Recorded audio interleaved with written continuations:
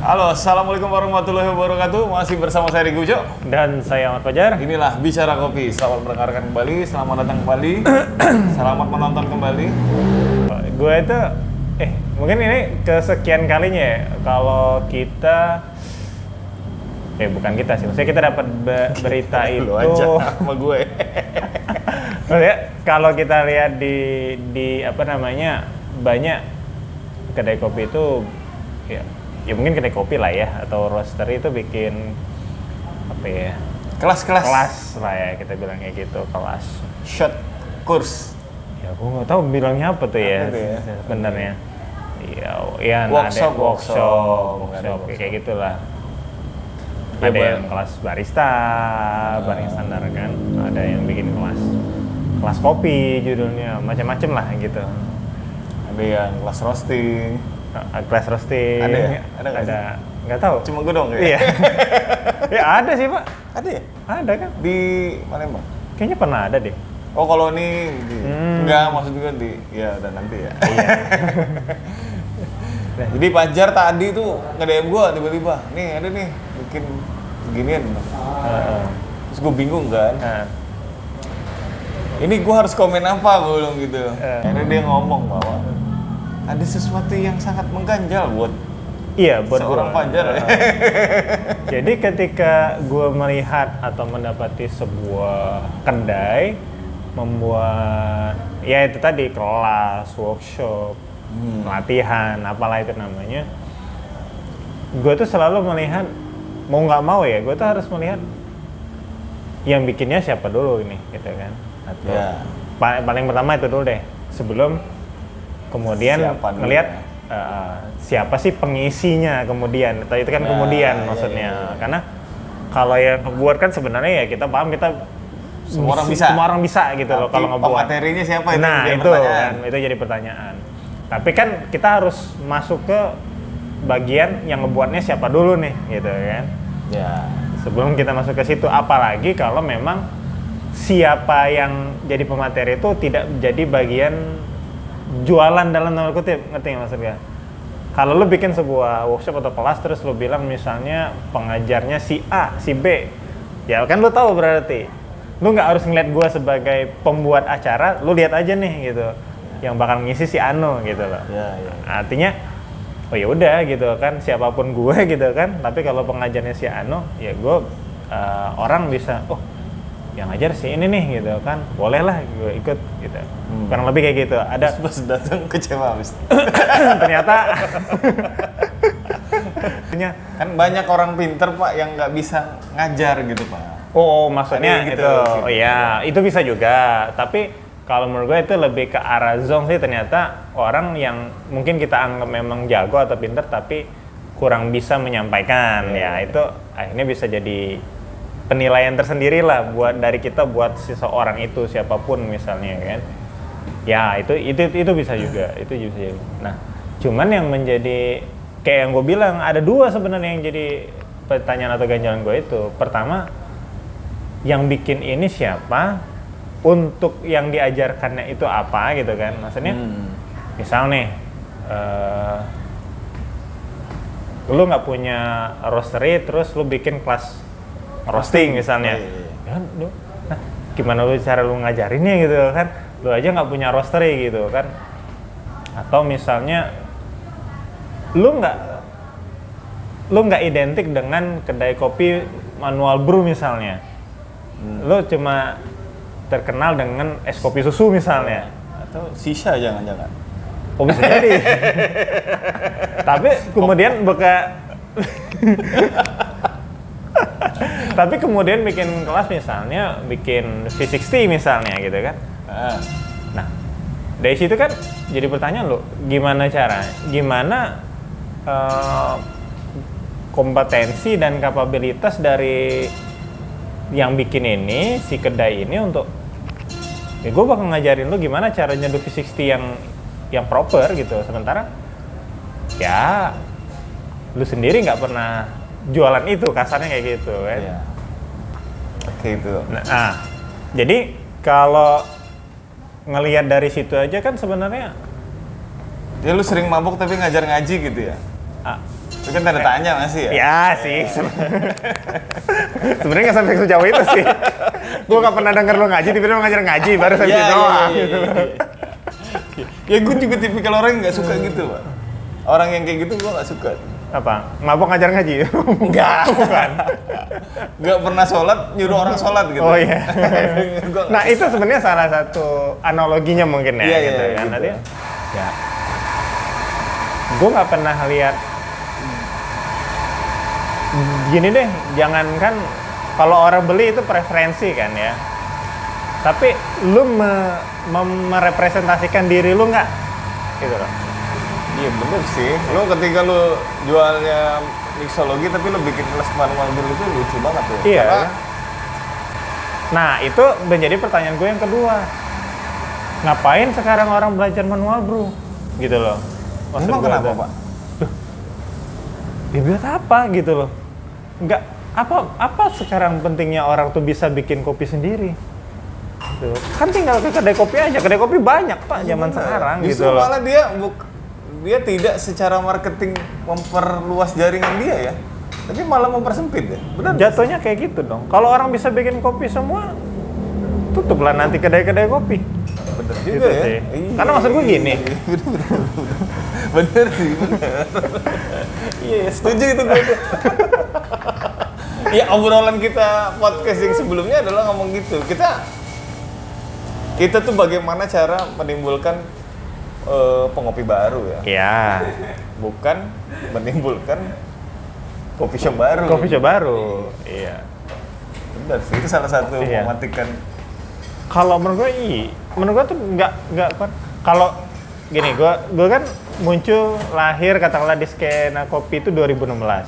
Oke. Ketika memang V60 lah ya spesifik lagi naik-naiknya. Benar. Lo bikin lomba, lo bahkan membuat lomba sebelum V60 itu sendiri dikenal, kasarnya kayak gitulah kan. Iya. Lombanya dulu ada, baru V60-nya ada Karena gitu. budget sih itu sebenarnya. Ya tapi kan V60 juga waktu itu mungkin masih belum terlalu umum lah ya gitu kan. Kemudian kedai-kedai muncul.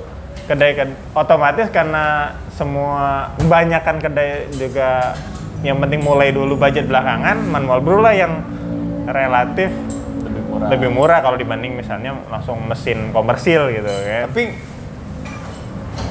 nggak tahu ya. Dan Ini bukan manual brew sih jatuhnya. Bukan manual brew dalam artian pour over ya yang dimaksud itu. yang mana nih? Ya yang bikin kopi secara manual. Pada waktu apa nih? Pada waktu itu. Iya, tapi yang jelas pada waktu itu semua tertrademark itu V60. Ya. Karena lo bisa milih kopi dengan berbagai single origin, Ya. banyak font dripper V60 di depannya gitu kan.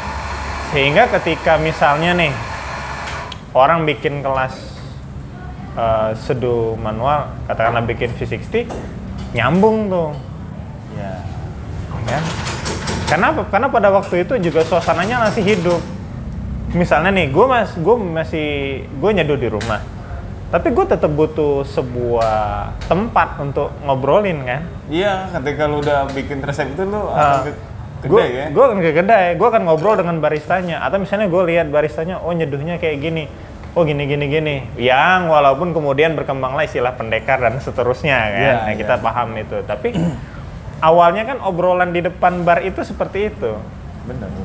Ya, itu Diskusi ya jatuhnya. Diskusi jatuhnya. Kalau udah belajar di rumah, lu kayak nggak ada teman sharing buat apa, lu harus tetap ke kedai untuk sharing. Dan ketika misalnya kedai kopi, misalnya ada orang baru datang, terus lu dalam tanda kutip zaman itu edukasi, kemudian orang tertarik, mereka menyeduh sendiri di rumah, mungkin beli segala macam, mungkin juga beli di tempat yang jual, kita nggak tahu kan.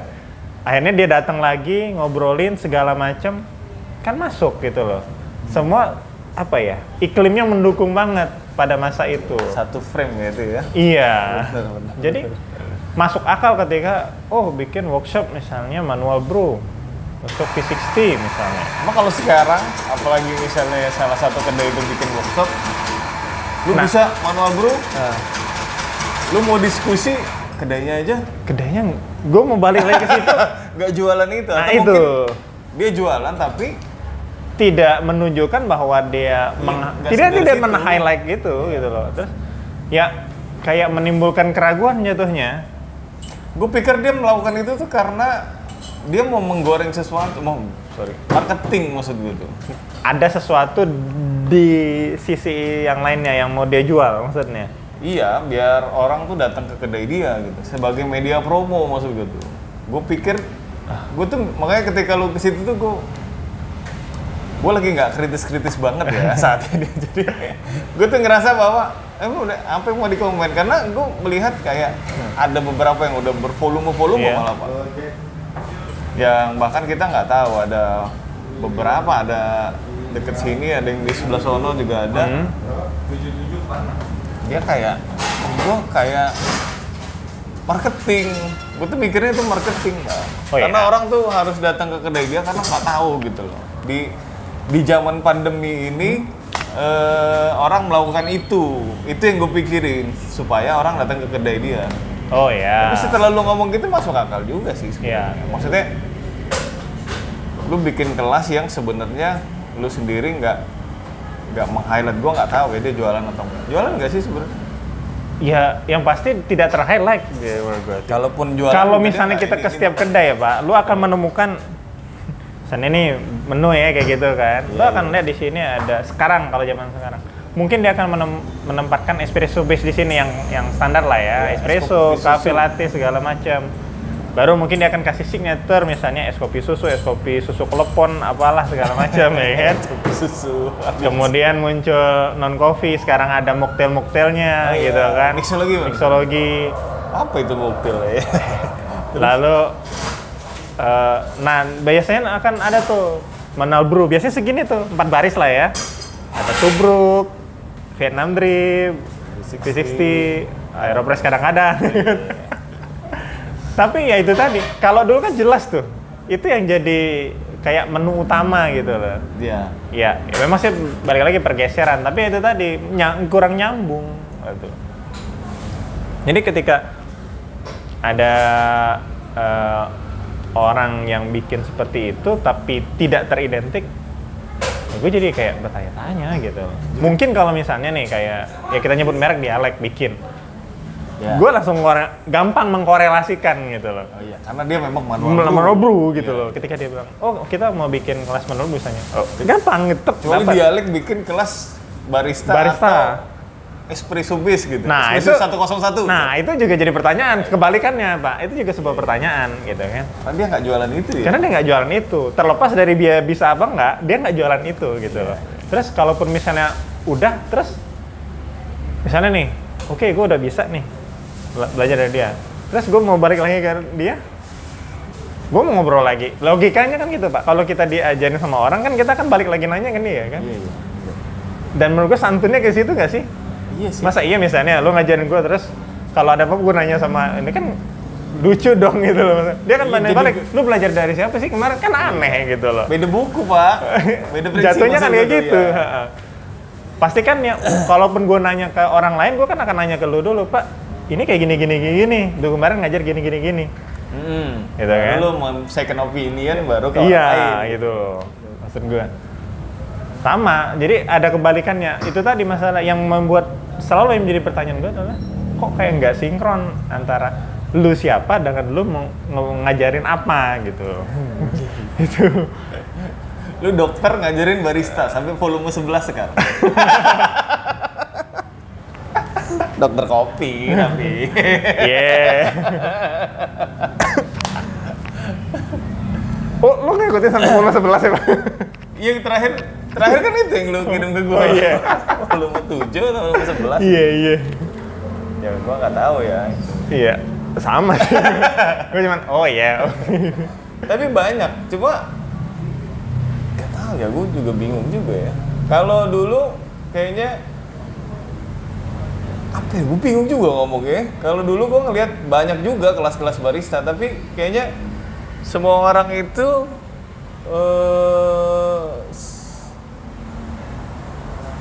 kalau nggak bikin kedai karena dia mau kerja, itu ya menurut gue ya. Dulu betul. Waktu pas di zaman gue tuh orang yang kursus di kelas kebaristaan itu pasti kalau nggak dia mau kerja, dia mau bikin tapi kayaknya enggak deh, enggak segitunya maksud gue tuh. Itu bukannya jatuhnya lebih ke training, Mbak. Maksud gue, gue mau bikin ada ini, gue cari tempat belajar di mana ya, bukan. Jadi memang gue yang nyari karena gue udah punya niatan gitu kan. Iya gitu maksud gue tuh. Sama satu lagi tuh, apa isi kelas tuh kadang-kadang, emang orang yang di training, Mbak. Iya, dari hotel misalnya itu ke kelas gue nih misalnya, tolong Mbak ngajarin, nah itu tuh gue gabungin sama yang lain. Bukan tiba-tiba aja gitu kan? Bukan, jadi kayak kayak gini, gue pernah ikut kelas espresso basicnya si Raymond kan dulu banget gitu kan. Dulu banget 2016, mesin baru buka plastik. Lu yang merawanin ya? Itu kan kita berempat tuh satu batch. Gue terus ada satu lagi yang dua lagi tuh kayaknya suami istri. Dan itu sering-sering kopdar gitu nggak kalian dari kelas lagi sih. Tapi yang jelas yang sepasang itu memang dari awal ikut udah niatan mau buka. Tapi gue nggak tahu apakah benar kejadian apa enggak. Jangan-jangan kalau ketemu memang dia alumni situ ya, gue nggak tahu teh. Tapi yang jelas dari awal tuh memang sudah punya niatan. Mungkin wah pas banget nih gitu kan. Raymond buka, mungkin pikiran dia gitu kan. Dia sering ngopi di situ. Atau jangan-jangan sebenarnya kelas itu dibikin untuk mereka sebenarnya, tapi baru berdua, butuhnya 4 mungkin ya kan? Nambahin budget. Bisa jadi. Kayak main futsal, kurang 2 orang nambahin CK. Aduh, gitu kan, siapa lagi deh kan? Siapa yang mau main? Padahal temen nggak bisa main. Udah datang aja dulu gitu kan, biar dapat PT-PT-nya pas. Biar pas. Ya itu di awal tuh gue berpikir seperti itu, Pak. Tapi kan kalau sekarang kayak gue tuh ngerasa bahwa akhirnya tuh jadi bergeser. Itu tadi gue bilang kayaknya bikin kelas gini kan kadang-kadang free ya, Pak ya? Oh, berbayar semua ya? Berbayar sekarang, Pak. Itu sekarang ngeluarin duit. Itu enggak, kalau gue ngeliat kayak cuma ini doang, apa? Marketing, makanya gue nggak mikir aneh-aneh ketika lu posting itu untuk mikir yang lu pikirin. Ya mungkin dia akan lebih kedainya lebih dikenal, terus orang lebih tertarik. Tapi itu pun kalau menurut gue, misalnya nih, sebuah kedai bikin kelas, yang benar-benar ikut, ini kita beda dengan kelas yang pernah lo bikin ya, karena itu kan kerjasama dengan pihak ketiga kan, dengan pemerintah maksudnya.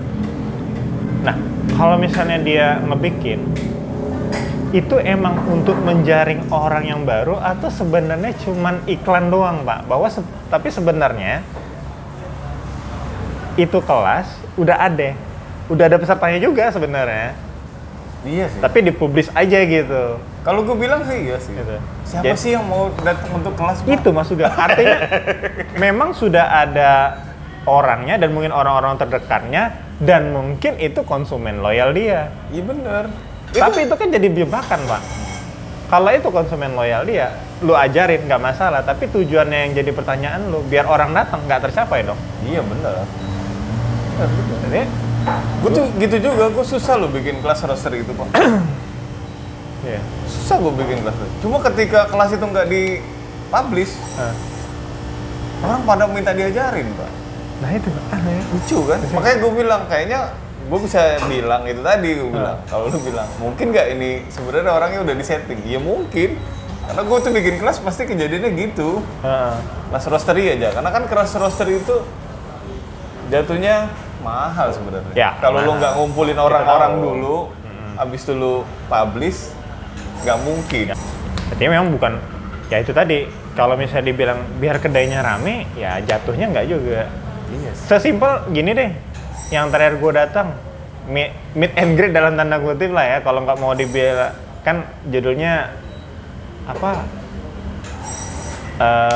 Yang waktu si Fahri datang ke Luthier. Itu yang datang siapa? Ya yang biasa datang ke Luthier juga tetap. Iya sih. Logikanya gitu loh. Jadi kalau misalnya tujuannya untuk memarketing kedai, menurut gue nggak nyampe. Lah yang datang memang yang biasa ngopi gitu. Iya. Lah itu waktu pas bar take over by Raymond di kedai di Raymond sendiri. Pelanggan semua isinya. Iya, betul. Jadi kalau misalnya tujuannya marketing sih enggak, tapi kalau jual tujuannya jualan tiket masuk gitu ya. Iya sih. Emang Kayak pinter. competition experience gitu kan. Nah, ya itu masuk lah gitu kan. Ini siapa gitu kan yang bener-bener tahu dan pengen banget gitu kan. Iya, masuk Itu. akal. Jadi gue sih masih belum melihat sisi-sisi komersial marketing dibikin-bikin kelas kayak gini, Pak. Gitu loh. Iya. Gue tuh nggak Karena lo nggak biasa bikin kelas ya, lo biasa ngajar doang tinggal. Iya bener, itu makanya gue nggak begitu ini, cuma kayak gue tuh kalau sekarang tuh mikir ketika coffee shop atau kedai kopi itu bergimmick, itu tuh kayak gue menilai bahwa ini adalah usaha mereka untuk mempertahankan ini, usaha kita, usaha kita ya. Paham gue kalau itu. Makanya dia muncul itu, makanya gue akan selalu berpikir bahwa ini mungkin marketingnya akan kayak gini, orang tuh nggak tahu sama ya yang kedai itu misalnya, siapa yang tahu sih gitu loh. Begitu ada ini gue tanya gue random sampling lah ya beberapa kan. Gimana nih gitu kan, maksudnya tertarik nggak kalau ada kelas kayak gini, gue nge-share terus dia bilang oh iya apa tertarik gitu, dia nggak bilang, mereka nggak bilang ikut nggak, tapi tertarik gitu. Tapi rata-rata yang gue tanya adalah ya mereka yang memang pernah ke sana gitu loh. Gitu. Jadi kalau soal marketing gue sih masih belum oke misalnya untuk marketing kan gue sih nggak pas gitu kalau tujuannya misalnya yang datang ada yang termarketing, tapi kalau misalnya itu bagian dari campaign gimmick di media sosial yang mungkin masuk gitu. Kalau tapi baru batasan media sosial doang gitu kan, karena secara real nggak dapet nambah follower doang. Karena kalau secara realnya mereka ya itu tadi memang konsumen yang sudah pernah datang gitu, yang ya tahu juga pasti dengan kondisi atasnya gimana, sampingnya gimana, sebenarnya itu udah tahu gitu.